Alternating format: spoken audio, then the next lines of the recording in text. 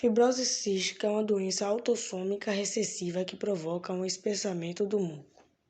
Tosse crônica e suor salgado são alguns dos sintomas da doença. A fibrose cística, também chamada de mucoviscidose ou doença do beijo salgado, é uma doença genética que afeta diferentes órgãos do corpo, como pulmão e pâncreas. É mais frequente em populações descendentes do caucasianos, entretanto, pode ocorrer em todos os grupos étnicos. A doença é letal, porém, nos últimos anos tem-se observado um aumento na expectativa de vida desses pacientes, o qual está diretamente relacionado com os avanços no diagnóstico e tratamento da doença. De acordo com o Ministério da Saúde, a doença atinge cerca de 70 mil pessoas em todo o mundo, e é a doença genética grave mais comum da infância.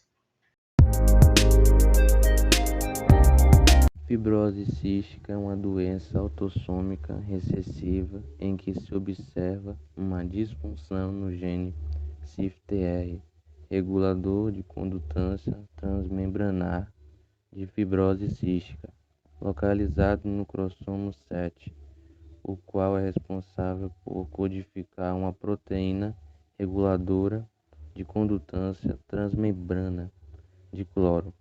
O defeito genético presente nesse gene resulta em uma ausência ou disfunção da proteína CIFTR, o que faz com que o corpo produza muco mais espesso que o normal.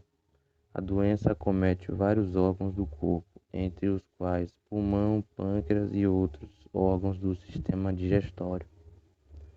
Por ser uma doença autossômica recessiva, para que o indivíduo a tenha, é fundamental que ele herde um gene causador da fibrose de sua mãe e outro de seu pai. Não é possível, portanto, contrair a doença, o indivíduo já nascerá com ela.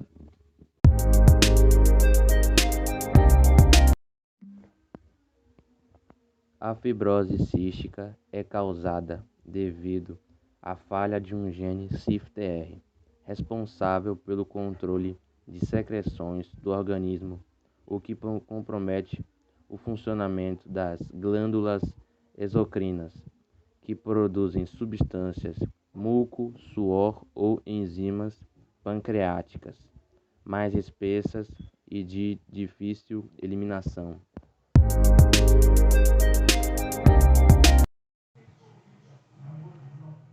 A fibrose cística faz com que o indivíduo produza muco mais espesso, o qual pode ser de 30 a 60 vezes mais espesso que o usual. A presença desse muco faz com que mais micro-organismos se acumulem nas vias respiratórias, provocando danos aos pulmões.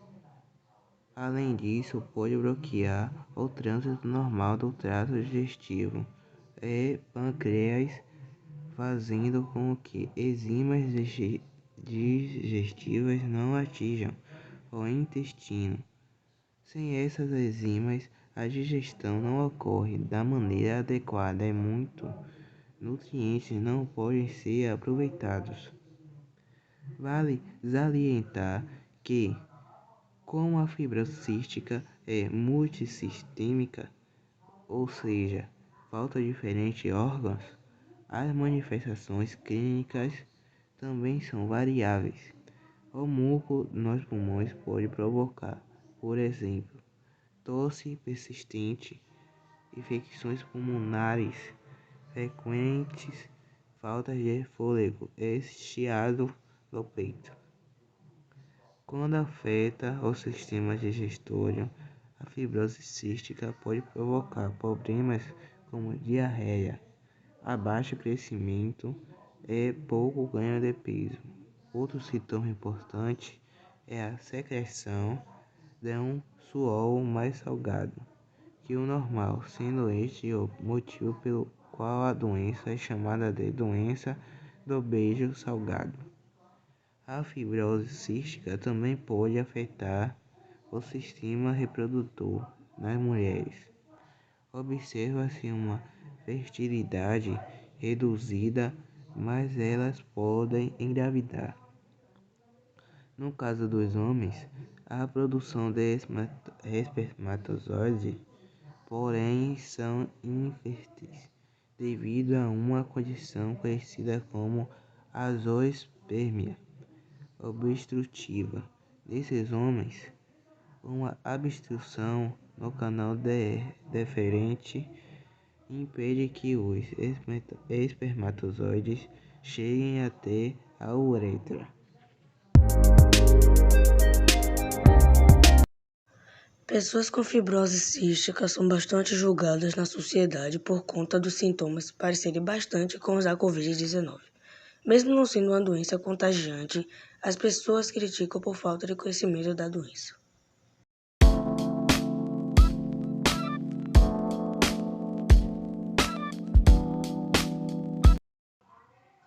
Quem pode ter a fibrose cística? Somente pode ter fibrose cística quem nasce com essa condição. Para isso, tanto a mãe como o pai obrigatoriamente precisam carregar o gene afetado pela doença, ainda que ambos não apresentem os sintomas da fibrose cística. Como é feito o diagnóstico da fibrose cística? O diagnóstico da fibrose cística idealmente começa com a triagem neonatal, também chamada de teste do pezinho. Apesar de não ser um exame definitivo, ou seja, de não ser capaz de determinar se o bebê tem ou não fibrose cística, o teste do pezinho é capaz de indicar a necessidade de exames complementares para definir se o paciente tem de fato a doença. Entre os exames utilizados para o diagnóstico estão o teste do suor e o teste genético. O que é o teste do pezinho? O teste do pezinho, chamado de triagem neonatal, consiste na retirada de algumas gotas de sangue do calcanhar do bebê na primeira semana de vida. É importante ressaltar que o teste de triagem neonatal não é um exame definitivo, ou seja, ele não determina se o bebê tem ou não fibrose cística, mas é capaz de indicar a necessidade de exames complementares para definir se o paciente tem de fato a doença. A realização do teste do pezinho é fundamental, pois permite realizar o diagnóstico antes do aparecimento dos primeiros sintomas da fibrose cística, melhorando muito o prognóstico dos pacientes.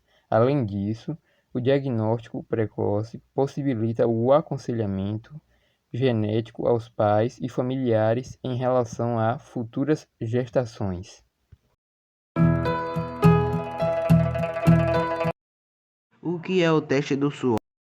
O teste do suor é um exame realizado apenas quando há suspeita da fibrose cística, através da indução e coleta do suor. O teste avalia a concentração de cloro ou cloreto no suor, que acima de um determinado nível indica a existência da doença, no caso 60 mql ou mais, dependendo da técnica utilizada.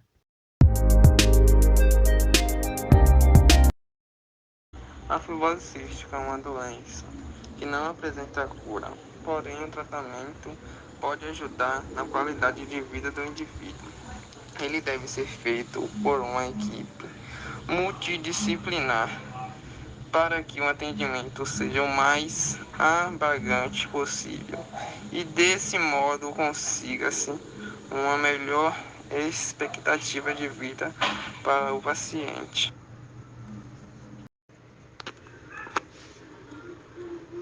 Entre os profissionais que atuam no tratamento da fibrose cística estão pneumologista, gastroenterologista, nutricionista, fisioterapeuta, enfermeiros e psicólogo.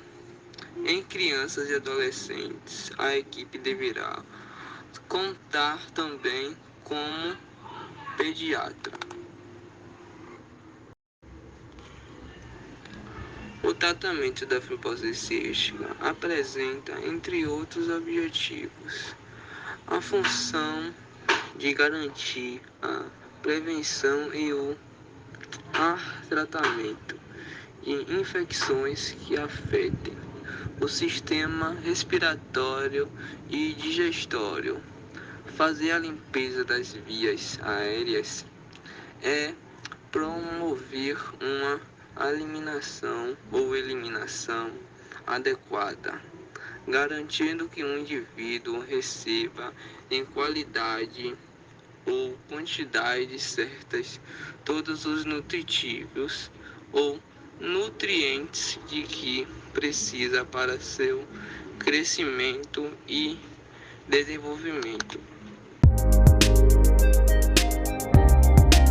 Boa nutrição do paciente por meio de dieta rica em calorias, sem restrição de gorduras, suplementação de enzimas pancreáticas para auxiliar a digestão, reposição das vitaminas lipossolúveis A, D, E e K, inalações diárias com soro fisiológico, broncodilatadores ou mucolíticos, conforme as características da secreção, fisioterapia respiratória para facilitar a higiene dos pulmões e evitar infecções, prescrição de antibióticos em casa ou no hospital nos casos mais graves.